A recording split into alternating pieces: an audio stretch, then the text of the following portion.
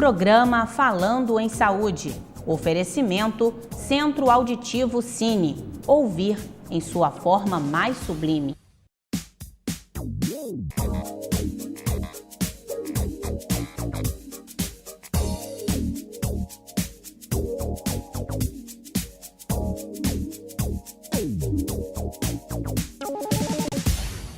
Olá, o programa Falando em Saúde de hoje vai abordar o coração, o órgão nobre, vital, o preferido dos poetas, dos apaixonados, mas essa bomba tão importante para a nossa vida requer cuidados e tratamentos especiais. Quem vai falar comigo sobre o assunto é o médico cardiologista Dr. Fausto Santos. Olá, seja bem-vindo. Olá, Márcia. Queria inicialmente agradecer o convite. Nós estamos aqui conversando sobre o coração, né? Como você já citou, um órgão nobre, de fundamental importância e que precisa realmente de cuidados.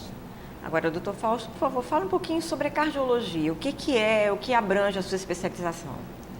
A cardiologia é bastante ampla, né?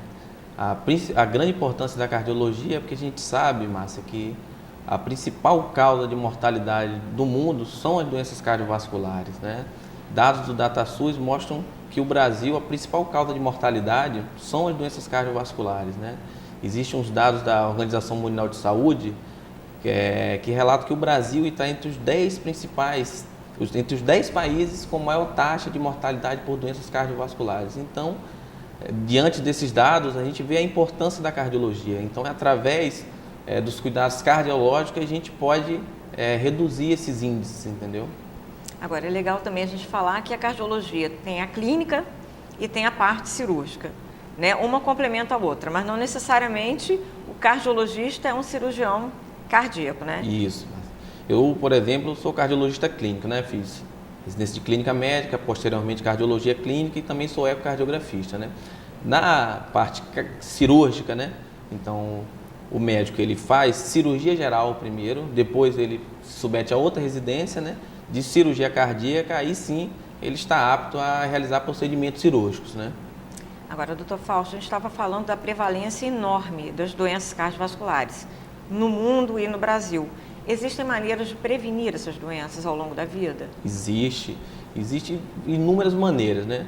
Um fato que a gente sabe é que a gente está perdendo essa luta contra os fatores de risco. A prevenção, basicamente, se ampara em quê? No controle dos fatores de risco, né? A gente sabe que as doenças cardiovasculares existem os fatores genéticos, existem os fatores ambientais e comportamentais. Então a gente tem que agir e realmente controlar esses fatores ambientais e comportamentais para a gente reduzir essa incidência de doenças cardiovasculares. E quais seriam, por exemplo, os fatores ambientais que nós poderíamos mudar? Então, em relação aos fatores ambientais e comportamentais, né? É um grupo que caminha junto. Então, os fatores ambientais e comportamentais, existe o estresse, né? Que às vezes é um pouco difícil a gente falar que você tem que parar com o estresse. Isso aí é um pouco difícil, mas tem algumas maneiras, né? O paciente tem que tentar realmente reduzir o estresse na vida dele, né? Existe também o sedentarismo, a falta de atividade, que é a falta de atividade física, né? E os controles das doenças. Então, o paciente que é hipertenso, ele tem que tomar um remédio regular, né? O paciente diabético tem que ter um controle especial. O paciente que tem dislipidemia, que é o colesterol alto, ele tem que fazer uma dieta adequada, às vezes lançar mão de medicação para realmente manter essas taxas normais.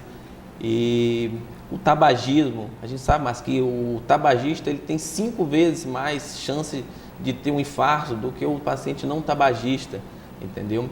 A atividade física regular é super importante, né? E qual seria essa atividade física regular? O indivíduo tem que fazer em torno de 30 minutos, 5 vezes por semana, né? Com a roupa adequada, né? Após ter passado no cardiologista e com um profissional também de educação física para orientar realmente essa atividade física. Agora, hábitos até comuns no dia a dia, como subir escada ao invés de andar de elevador, né? Dar uma caminhada ou uma pedalada na padaria, por exemplo, já ajuda, né? Ah, com certeza, né? A gente está tendo alguns programas até recomendando isso, em vez de utilizar o elevador, você utilizar a escada, né? Então, é aquela, de manhã você acorda, vai à padaria e pega o carro. Não, vai caminhando ou pega a bicicleta, entendeu? Então, são que às vezes a grande queixa do paciente é doutor, eu não tenho tempo. Então, eu falo assim, se você não tem tempo, você vai ter que conseguir um tempo. Então, a gente tem que se apegar a esses pequenos detalhes, entendeu? E qualquer atividade, sempre procurar fazer caminhada e andar de bicicleta, isso é fundamental. Parece que não é importante, mas a gente sabe que realmente tem importância. Faz uma diferença, né? Faz bastante diferença. A hipertensão, pessoal, para você ter uma ideia, o indivíduo hipertenso, tem um colega da Universidade Federal do Rio Grande do Sul que estudou pacientes hipertensos estágio 1, hipertensos leves, né? Ele agrupou, né? São mais de 800 pacientes, quase 8.000 pacientes, e orientou esses indivíduos a dieta e caminhada, a atividade física regular. A maioria desses pacientes, mas eles pararam de tomar os remédios antihipertensivos. Essa é uma dúvida frequente dos pacientes do consultório. O paciente chega, doutor Fausto, eu vou tomar o meu remédio a vida inteira? Porque a gente vê assim, o paciente chega no consultório, está hipertenso, eu prescrevo a medicação, ele vai em casa, depois de 1 a 2 semanas, a pressão dele está normal. Ele vai e suspende o remédio. Quando volta, a pressão está alta.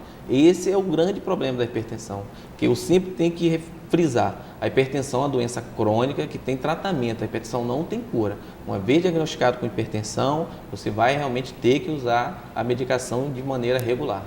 Quer dizer, uma doença crônica, silenciosa, muitas vezes não se percebe, porque nem sempre tem sinais, né? Olha os dados que muitos não conhecem, mas a hipertensão, 50% dos indivíduos hipertensos, eles desconhecem ser hipertenso. E uma outra informação ainda mais chocante, 80 a 90% dos pacientes hipertensos, eles são assintomáticos, ou seja, em cada 10 pacientes que têm hipertensão, 8 ou 9 não sentem absolutamente nada. É isso que acontece, o diagnóstico às vezes de hipertensão e o tratamento é tardio. A gente às vezes recebe paciente no consultório já com acometimento cardíaco, acometimento renal ou AVC. E o paciente chega, mas doutor, eu nunca tive hipertensão. Na verdade, você nunca teve diagnosticada a hipertensão. Provavelmente você já era hipertenso há bastante tempo, só que realmente desconhecia. Esse é algo, eu falo que com os pacientes que eu preferiria que o paciente hipertenso ele sentisse alguma coisa. Seria muito logo, melhor. Né? Seria muito melhor que aí ele procuraria o atendimento médico, entendeu? Agora, seria interessante manter aquela questão do check-up periódico, né? Porque aí seria mais fácil de diagnosticar, não só diabetes, como hipertensão. Então, a questão do check-up, eu acho bastante recomendado o check-up, entendeu?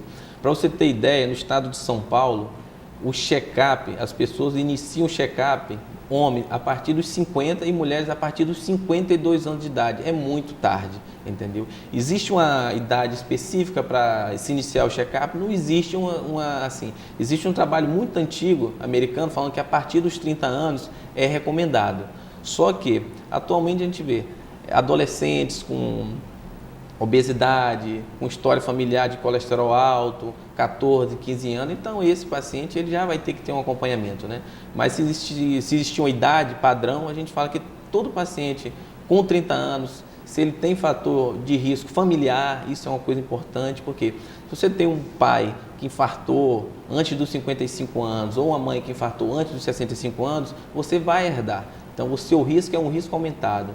Então, é importante que você procure o médico, procure o cardiologista, né? Fazer um exame laboratorial de rotina, inicialmente fazer um eletro e, principalmente, mais do que isso, é o exame físico e a anamnese, né? Na conversa. Isso é muito importante. A conversa do paciente, colher os dados para realmente fazer com que não aconteça, né, um evento mais drástico, entendeu? Agora, a hipertensão, como nós falamos, muitas vezes é assintomática, né, doutor Fausto?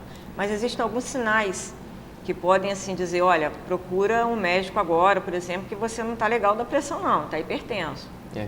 Então, alguns pacientes são uma queixa bastante frequente em relação à dor de cabeça, né? A cefaleia, né? Realmente pode ser uma manifestação, algum sangramento pelo nariz, né? Que a gente fala, algum epistaxe sangrou o nariz, pode ser, né? um sinal, né? Paciente que tem muita tonteira, paciente fica muito tonto, às vezes tem níveis pressóricos muito elevados, entendeu? Além disso, existem outros sintomas, como a palpitação, o coração acelerado, né? O dor no peito, entendeu? Então, esses realmente são sinais de alerta, que o indivíduo sentindo, ele tem que imediatamente procurar um atendimento médico. Agora, a pressão pode variar de paciente para paciente. Às vezes é normal Um tem uma pressão mais baixa, outro tem a pressão mais alta. Existe um índice considerado normal, padrão? Existe. Na verdade, ó, primeiro, como é que a gente dá o diagnóstico de hipertensão, né? A diagnóstico de hipertensão é quando a pressão do indivíduo está maior ou igual a 14/8, ou como a gente gosta de falar, 140/80, né? O importante, mas que tem que ser 3 aferições em momentos diferentes, né? No consultório, frequentemente, recente semana, eu recebi um paciente, falou: doutor Fausto, eu estou hipertenso. Aí eu, conversando, aferi minha pressão, estava 16/8. Aí eles conversando, colhendo a história do paciente, quer dizer, no dia ele tinha acontecido um estresse no trabalho, ele tinha discutido com o chefe, aí saiu estressado, foi aferir a pressão, então a pressão dele estava 16. Esse paciente é hipertenso? Talvez não seja. É por isso que a Sociedade Brasileira de Cardiologia e de Hipertensão recomenda 3 aferições em momentos diferentes. Por quê? Você, por exemplo, pode ter uma perda de algum parente, algum falecimento, aí você está num momento ruim, você vai aferir sua pressão, a sua pressão vai estar alta. É por isso que o diagnóstico de hipertensão é o quê? É níveis de pressão elevados e sustentados, Márcia. Uma dúvida frequente dos pacientes: doutor, minha pressão de manhã eu acordei está 11/8, aí depois eu fui ver ele estava 13, daqui a pouco ele estava 15, 16. É normal? Eu falei, é normal. Geralmente isso é o habitual. Na verdade, a curva de pressão não é uma curva reta. A gente tem uma curva que a gente tem oscilações. Então, por exemplo, se você está na academia, sua pressão está 12, você faz um esteiro, sua pressão vai chegar a 15, depois ela volta. Isso é absolutamente normal, né? É isso que as pessoas realmente têm que compreender. Essas oscilações de pressão durante o dia é normal. Ok, olha, eu vou para o intervalo comercial, volto rapidinho com o Dr. Fausto e você vai ficar aí com as dicas de saúde do Dr. Charbel Cury. Eu volto já já.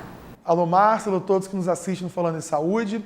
A dica de hoje é de uma doença crônica bastante complexa, multifatorial, com uma série de doenças relacionadas e que tem causado, provavelmente vai ser a grande doença do século XXI. Estou falando do diabetes mellitus, que vem do termo grego, né, latino, a urina doce. O diabetes mellitus, ele a cada ano vem aumentando ainda mais o número de pessoas vítimas dessa doença. Vale a pena a gente lembrar que existem 2 grandes grupos de diabetes mellitus: o diabetes do tipo 1 e o diabetes do tipo 2. São completamente diferentes. O diabético do tipo 1, ele tem uma origem congênita, ele tem uma origem de produção de anticorpos que vão destruir as células beta, que são as células localizadas no pâncreas, que vai produzir a insulina. E o que é a insulina? A insulina é um hormônio anabólico, é um hormônio que tem como objetivo colocar a glicose dentro das células, ou seja, reduzir a glicose do nosso sangue, né? Acontece que no diabético do tipo 1, o indivíduo muitas vezes nasce sem essa célula beta, ou nasce com ela, mas não produz a insulina. Ou a pessoa nasce bem e, de repente, durante a sua vida, 7 anos, 8 anos de vida, ela tem uma infecção viral, um vírus, que destrói essa célula beta e ela para de produzir, ela fica diabética. Por outro lado, o diabético do tipo 2 vai responder por 90% dos quadros de diabetes. Diabetes tipo 1, no máximo 10%. E não muda muito, não. Agora, o diabético do tipo 2, que responde por 90% dos quadros de diabetes, esse sim cresce ano a ano. E cresce por quê? Cresce porque nossa alimentação está cada vez mais errada. Nossos hábitos de exercício estão cada vez menores. A gente está cada vez mais sedentário. O diabético tipo 2 tem uma relação altíssima com hereditariedade. Então, se a minha avó, se a minha mãe, se alguém do meu antepassado era diabético, eu tenho aquele gene lá, quietinho, dormindo, só esperando eu engordar, só esperando eu ficar mais velho um pouquinho, só esperando eu ficar sedentário para que eu desenvolva a resistência à insulina. E como que ela se manifesta? É uma doença causada por um problema no receptor da insulina. Então, a insulina é produzida? Sim. Ela vai atuar? Vai. Na hora que ela chega para colocar a glicose para dentro da célula, ela não funciona. Então, aí nós vamos ver as consequências graves, que vão começar com aumento de insulina, E aumento de glicose no sangue, a glicose não abaixa, vem as consequências e no final nós vamos ter a famosa doença arterial coronariana, doença arterial generalizada, né, que vão lesar o rim, que vai lesar a retina, que vai lesar os nervos. Nós teremos a retinopatia diabética, nós teremos a nefropatia diabética com formação de rim terminal, muitas vezes indo para diálise, né? E nós teremos a neuropatia diabética, que é a doença neurológica do diabetes. Como que a gente controla a diabetes? Muito fácil. Em primeiro lugar, evitando o consumo excessivo de alimentos doces, uma dieta adequada, exercício físico. Se você fizer tudo isso, e tiver uma boa atividade física, não engordar, você nunca ficará diabético, né? Então a dica de hoje, Márcia, é que não deixemos que essa epidemia de diabetes contamine a todos nós, para que a gente no futuro não tenha uma grande quantidade de óbitos por essa doença que é tão lenta, ela é tão oportunista, ela vai pegando a gente aos poucos e numa hora ela vem fatal.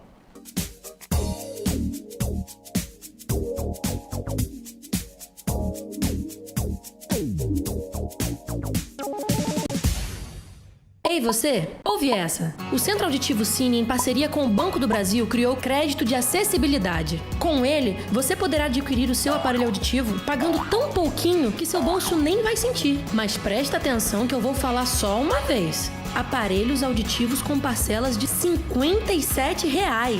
Tá bom, vai, eu falo de novo. Aparelhos auditivos com parcelas de R$ 57. Centro Auditivo Cine, Edifício Medical Center, Térreo.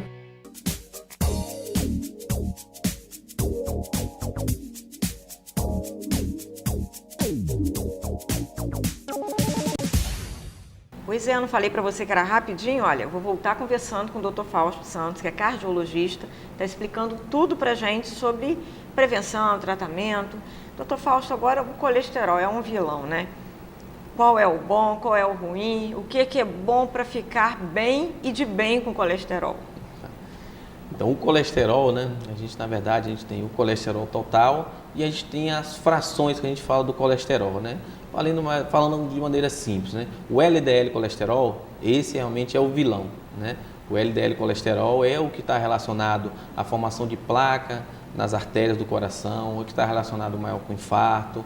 Então, esse LDL colesterol é o vilão da história. Já o HDL colesterol é o colesterol bom. Então, esse colesterol bom, ele até traz para a gente proteção cardiovascular, né? Além disso, existe a hipertrigliceridemia, que é o triglicérido bastante alto, né? Então, essas são as principais fontes. E onde é que a gente encontra esse colesterol? Isso, às vezes, é uma dúvida importante. Recebe um paciente magro no consultório: doutor, eu sou magro e tenho colesterol alto. Pode? Pode acontecer. Por quê? Como eu falei, existem os fatores genéticos, né? E os fatores ambientais. Então, às vezes o indivíduo ele tem uma dislipidemia, ou seja, um colesterol alto de origem familiar. Então, a gente encontra crianças de 10, 11 anos com colesterol bastante elevado, enquanto às vezes a gente encontra indivíduos obesos com colesterol normal. Então, isso não tem relação direta. Lógico que o paciente que é obeso, que geralmente se alimenta mal, ele tem uma chance, uma probabilidade muito maior de ter problema, né, com o colesterol. Aí, mais uma vez, outra questão: alimentação saudável, atividade física, né? Carnes magras. Com certeza. O HDL colesterol, que é o colesterol bom, que traz proteção para a gente, né? Como é que o paciente pergunta: doutor, meu colesterol está baixo, o bom, como é que eu faço para aumentar ele? Caminhar, atividade física e mais o que, doutor? Atividade física. E outra coisa que eu posso fazer? Atividade física. Então, o que realmente a gente sabe que está bem estabelecido é que a atividade física, ela, além de abaixar o colesterol ruim, ela aumenta o HDL colesterol, que é o colesterol bom.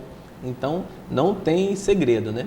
E a dislipidemia, mas você tem uma ideia da importância, né? No Congresso Americano, agora em Chicago, a sala mais cheia foi a sala que discutiu a nova diretriz, né, americana de colesterol, de dislipidemia, né? Foi a sala mais cheia. Por quê? a gente está sendo ainda mais agressivo no tratamento do colesterol. Para você ter ideia, anteriormente a gente falava, o colesterol ruim tem que ficar abaixo de 160, 120. Hoje, paciente que já teve um infarto ou tem alguma doença, o ideal que a gente quer mais é abaixo de 70, né? Quer dizer, é um valor muito baixo. E hoje usa mão de quê? De medicações, né? E atividade física, né? Isso aí que é o ponto crucial.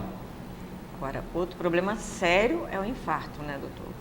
O que é o infarto? Então, o infarto, né? A gente também tem uma prevalência no Brasil muito alta, a incidência em torno de 30% de infarto, né? O infarto nada mais é, mas o coração ele é um músculo, né?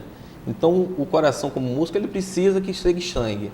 Então, o sangue chega através das artérias que a gente chama de coronárias, né? E o infarto nada mais é do que uma placa de gordura vai se formando nessa artéria que leva sangue, né? E até obstruir. Obstruindo, não chega sangue para as células do coração e essas células acabam morrendo, né?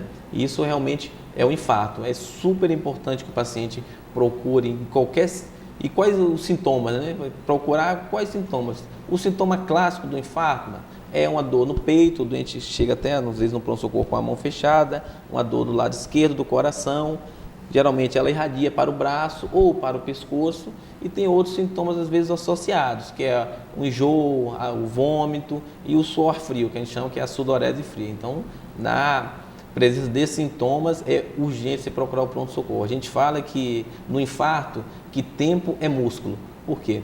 Você fechou ali, não está chegando sangue no músculo do coração. Então, quanto mais rápido você procurar o atendimento para que seja tomada alguma medida para fazer com que esse fluxo retorne, isso aí é que realmente é o mais importante, entendeu? Então, o diagnóstico, quanto mais precoce, melhor para percentual de cura e vida normal desse paciente. Com certeza. Às vezes também, tem paciente que tem infarto, né? E aí tem um atendimento rápido, ou ele vai no pronto-socorro, a gente pode usar, como é que a gente pode abrir esse fluxo, né? O AS é fundamental, né? Além disso, existem medicações que a gente faz, que são trombolíticos, são medicações que vão abrir esse fluxo, ou também um cateterismo de urgência, que também vai abrir esse fluxo. Então, às vezes o doente já teve um infarto, aí você vai fazer um eletro dele, o eletro é normal, faz um ecocardiograma, é normal. Isso pode, porque ele foi atendido de maneira rápida e eficiente, pode ficar sem nenhuma sequela no coração. Agora, em casa, por exemplo, quem está assistindo a gente, suspeita que alguém que está próximo, um parente ou ele mesmo, esteja sofrendo um infarto. O que faz até chegar ao socorro? Então, qual a principal medida, né? Principalmente às vezes você está com uma mãe ou um pai em casa, começou a ter esses sintomas que eu falei, de dor no peito, a gente fala que a gente tem que tentar ao máximo tranquilizar a pessoa. Apesar da gente saber que é um quadro extremamente grave, se a gente se desespera e acaba estressando mais o paciente, isso é muito pior, porque ele vai ficar com a pressão, vai acabar subindo mais, o batimento vai acelerar mais, entendeu? Então, você tem que tranquilizar. Não está sentindo dor? Tá bom, vamos aqui, vamos... Ou se o quadro realmente for um quadro muito abrupto, que o paciente chega até a desmaiar, tem que ligar para aqui em Campos, né, a gente tem um serviço de emergência em casa, que pode ser ligado, ou para o corpo de bombeiros, né? Se o paciente estiver estável, ou seja, está acordado, está lúcido, né? Se tiver um aparelho de pressão em casa, a pressão está normal, colocar o paciente no carro e imediatamente a um pronto-socorro, entendeu? O AS pode ser usado nesses casos? Pode sim, entendeu? Você pode, nesse caso, se o paciente não tiver história de alergia ao AS, você pode pegar 2 comprimidos de AS e dar para o paciente realmente tomar nesse momento. Sublingual. Sublingual, tá? Ok. Agora, o tratamento do infarto sempre é clínico ou sempre cirúrgico, ou pode ser clínico ou cirúrgico? Então, o tratamento do infarto vai depender muito, né? Da extensão e do grau do entupimento, dessas obstruções, né? Então, o indivíduo inicialmente vai no pronto-socorro, pode ser feita a medicação, mas inevitavelmente ele vai fazer um cateterismo, né? E o cateterismo é realmente que vai definir qual vai ser a conduta, né?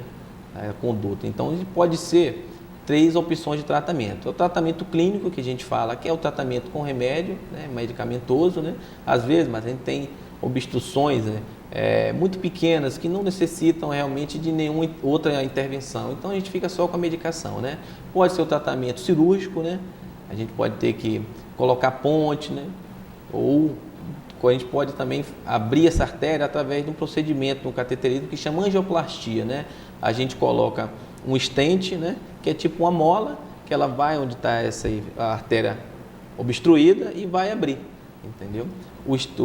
Essa angioplastia geralmente é feita pelo braço ou aqui pela virilha, né? Diferente da cirurgia, que tem que ser realmente a cirurgia aberta. Aí o paciente sempre pergunta, não, doutor, sempre vou querer fazer, né? O cateterismo com angioplastia, né? Eu não vou querer se submeter a abrir o peito para realmente fazer ponte, se eu não quero. Isso pode, e nem em todos os casos, entendeu, Márcia? A gente sabe a comparação entre angioplastia, né, ou cirurgia, principalmente nos pacientes diabéticos, a gente sabe que a cirurgia tem um benefício melhor e às vezes a obstrução está em locais que estou praticamente contraindicado eu realizar, né, uma angioplastia. Então, realmente tem que ir para cirurgia. Uma coisa também importante, Márcia, é que aqui em Campos, hoje não tem a mínima necessidade de um paciente sair de Campos para fazer, que seja um cateterismo com angioplastia fora daqui ou qualquer tipo de cirurgia, seja cirurgia de ponte, que a gente fala de safena, né? Seja cirurgia de troca de válvula, né? E na verdade hoje não existe necessidade do paciente se deslocar para o Rio ou para São Paulo para fazer. Hoje aqui em Campos a gente tem bons cirurgiões, a hemodinâmica em Campos, né, que faz o cateterismo também, existe excelentes profissionais. Hoje vamos dizer que a gente está bem servido na área da cardiologia aqui em Campos. Quer dizer, isso já é um alívio, né? Com certeza, né? Procedimentos até, mas que só eram feitos nos grandes centros, né? Às vezes o paciente tem algum no coração, às vezes nasce, né, com a gente fala um buraquinho que não fechou, né? Aí fala uma comunicação. O paciente às vezes teria que fazer aberta, cirurgia, ou para fazer pelo cateterismo e fechar, o indivíduo teria que se deslocar para o Rio, para São Paulo. Hoje aqui em Campos já é uma realidade, a gente já consegue, né? Exames mais, vamos dizer assim, mais específicos, entendeu? Como tomografia, que a gente fala do coração, de coronária, ressonância do coração, cintilografia, ecocardiograma transesofágico, todos esses procedimentos já são realizados aqui na nossa cidade. Agora, doutor Fausto, existe uma idade presumível para começar a se preocupar com infarto, apesar de sabermos que jovens também infartam, né? Então, o jovem infarta e o jovem choca bastante, né? Por quê? 50% dos jovens que infartam, eles têm morte súbita. Imagina um paciente de 36 anos que tem uma morte súbita. Isso é muito chocante. Aí os pacientes às vezes me indagam isso. Mas por que o infarto no jovem é mais grave do que no adulto? Existe uma explicação. Eu falo que na medicina, na cardiologia, mas mais de 90% das coisas tem um porquê, tem uma justificativa para isso. Então, como eu falei, essa placa de gordura que vai se formando, né, até fechar o vaso sanguíneo, então ela vai se formando e ela vai crescendo e vai reduzindo o fluxo de sangue, né? Então, no paciente mais idoso, à medida que ela vai obstruindo, né, o organismo de maneira inteligente, ele lança a mão, que a gente chama de artérias colaterais, são artérias que pulam essa obstrução e levam sangue para a área que está sofrendo, né? Isso acontece como? Acontece através do tempo. Isso aí, através do tempo, é que o coração vai desenvolvendo essa circulação colateral. No jovem, infelizmente, não dá tempo. Quando ele forma a placa, que essa placa obstrui, às vezes ela rompe e obstrui de uma vez, aí não tem uma circulação lateral, acaba o jovem vindo a falecer, né? Como eu falei, a idade, a gente fala para procurar o cardiologista, a partir dos 30 anos, tem um trabalho realmente americano mostrando isso, que é ideal. Além do mais, se você tem algum fator de risco, se você tem uma história familiar muito forte, né? Se você está acima do peso, se você é sedentário, né? Tem uma história na família de colesterol alto, se você já está hipertenso ou diabético, então você a partir dos 30 já é recomendado que você faça uma consulta com o seu cardiologista. Ok, eu comecei o programa falando que o coração é um órgão nobre, é uma bomba vital, preferida dos poetas. E quando se fala em coração partido, na verdade, existe a chamada síndrome do coração partido, né? E a síndrome do coração partido, a gente fala assim, somente nas mulheres, né? As mulheres, né, têm essa parte mais, vamos dizer, do sexo mais frágil, né? Uma coisa que é importante na mulher, né? Às vezes o sintoma, né, de infarto da mulher é um sintoma que a gente fala atípico, né? É por isso que vem crescendo, né, a mortalidade por infarto em mulheres, em jovens e também em mulheres. Às vezes a mulher tem um mal-estar inespecífico, né? Ela é hipertensa, é diabética, então na verdade tá com algum problema, brigou com o marido, não está bem, a pressão subiu, o coração acelerou, às vezes sente uma dor nas costas, ou sente um cansaço, uma falta de ar, e aí às vezes não procura o atendimento médico e acaba vindo a ter um infarto, e isso aí realmente é muito preocupante, essas manifestações na mulher. A mulher e o diabético, né? São pessoas que têm uma manifestação às vezes atípica do infarto, então qualquer sintoma que esteja fora do habitual realmente tem que procurar um atendimento médico. Ok, eu queria agradecer a participação do senhor, convidá-la a voltar outras vezes, que eu já vi que assunto não falta, né? Com certeza, acho que se for para conversar sobre cardiologia, a gente passaria aqui um dia, né? É uma especialidade, não é porque é minha especialidade, uma especialidade muito bonita, uma especialidade ampla, né? Existe muita coisa para a gente conversar a respeito, né? E para deixar uma mensagem final, eu falo assim: coração sadio é igual atividade física. Para mim essa frase o professor Zerbini, né? Lá no Instituto do Coração sempre falava: sua saúde está nos seus pés, ou seja, vamos caminhar, vamos fazer atividade física, que a saúde está nos seus pés. Isso ele falava 40, 50 anos atrás, Márcia. Pois é, além de ser saudável, é barato, né? É de graça, caminhar não custa nada. Pega a rua, respira ar puro e segue em frente, né? Você que está em casa, espero que tenha gostado do nosso programa de hoje. O assunto foi bem legal, né? Passa lá no meu e-mail, marciatebarcelos@gmail.com. Faz contato, estou te esperando. E também visita lá o blog de Márcia Barcelos, .blogspot.com. Essa entrevista vai estar lá. A gente se vê.